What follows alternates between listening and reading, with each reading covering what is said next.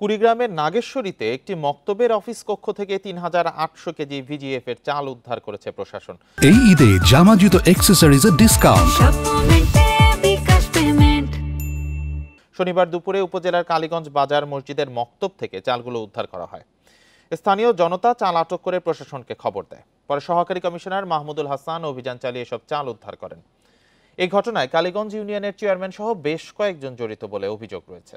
তাদের বিরুদ্ধে মামলা করা হবে বলে জানান কমিশনার। এদিকে কালীগঞ্জ ইউনিয়নের চেয়ারম্যান চাল বিক্রির কথা অস্বীকার করে জানান কিছু কার্ড নাম ছাড়া বিতরণ করা হয়েছে, তবে রাজনৈতিকভাবে কোনো নেতাকে কার্ড দেওয়া হয়নি বলে জানান তিনি।